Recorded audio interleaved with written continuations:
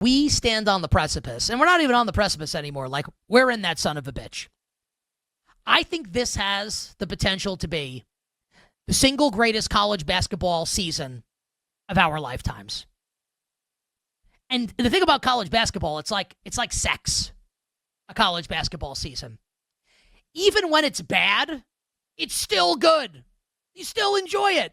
Even a bad, I guess, except for the COVID season, that wasn't really that much fun. But if we're taking, the global pandemics out of the equation, even a bad college basketball season is good.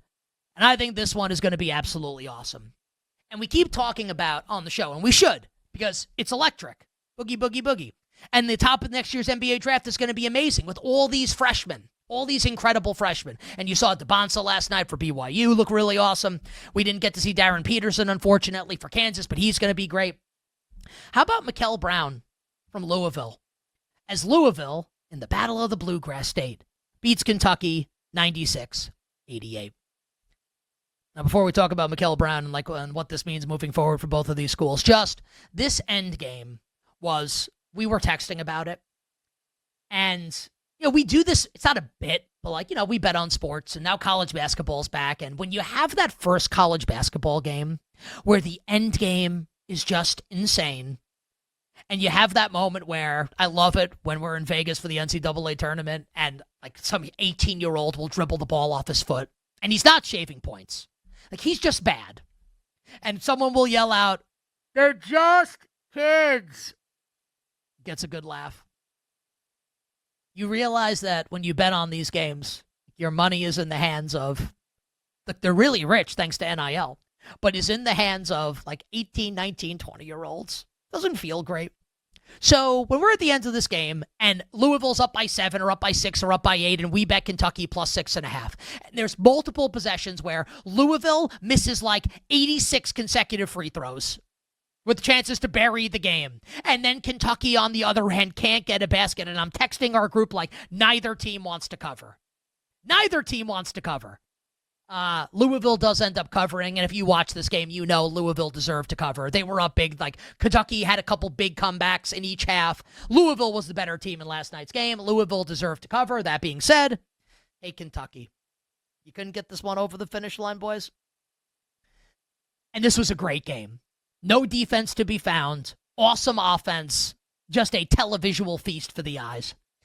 Mikel Brown, 29 points. Another awesome freshman this year in college basketball. And if we want to spin things forward here for both these teams, I don't think Kentucky losing this game tells me anything. Louisville's awesome.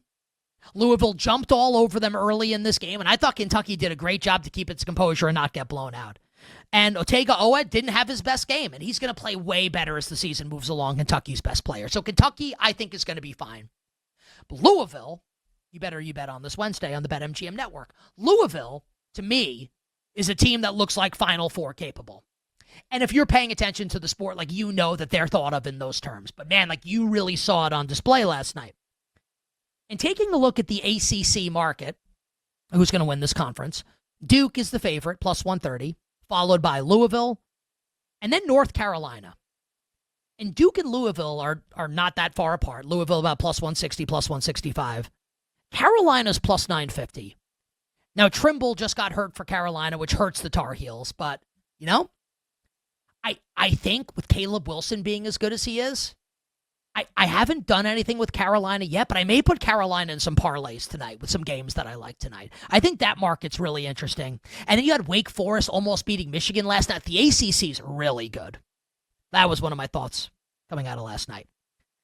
As for the SEC, Kentucky's the favorite at plus 290, followed by Florida plus 400, Bama also plus 400, Tennessee and Arkansas and Coach Cal plus 750. And I can't wait to talk about Alabama tomorrow, because tomorrow we get Alabama against Purdue. An amazing college hoops matchup for early November. Purdue either dropped out of the number 1 spot. Houston's now number 1, but Purdue thought to be one of the best teams in the country. Bama just beat St. John's at Madison Square Garden this weekend. Going to be a ton of offense. Can't wait for it tomorrow night. The team that I think is really interesting in the SEC right now is Florida. So Florida You know, the reigning defending national champions.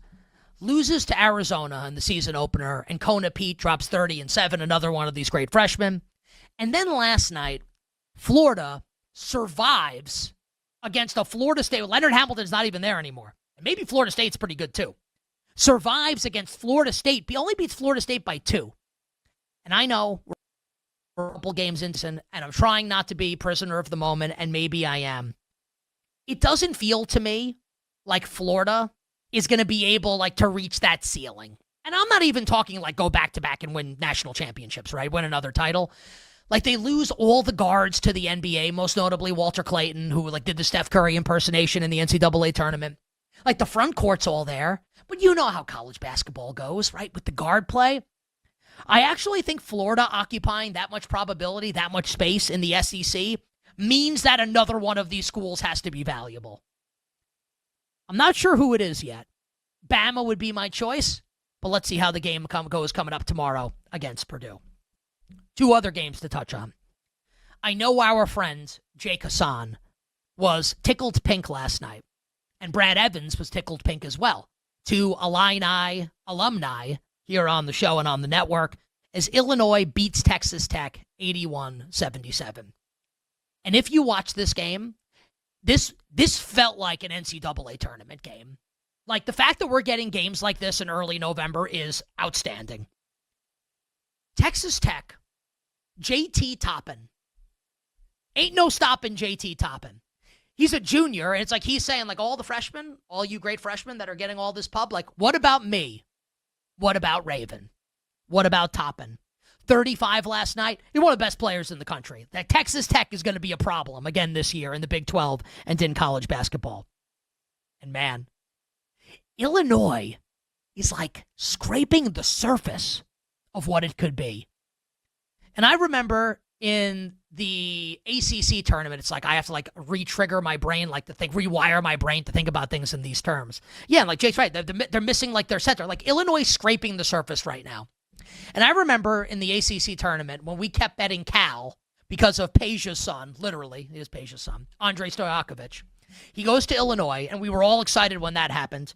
Here's Andrei Stojakovic with 23 points and then a monster block at the end of the game to help win the game for Illinois. Illinois, absolutely Final Four worthy.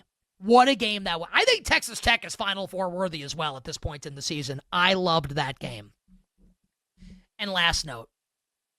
So Gonzaga-Creighton is the late night game, and both teams are ranked. And Gonzaga closed a monster favorite. And I'm watching the game, and I end up, I go to bed a little early last night. It's Tuesday or Wednesday, I try to go to bed early. And I go to bed, and the game's really close in the first half.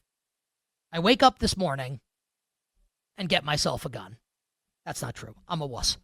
And I look at the scores, and I see Gonzaga beat Creighton 90-63. And I have 2 thoughts. Number 1, man, Gonzaga's awesome. They're an older team. Few's obviously a great coach.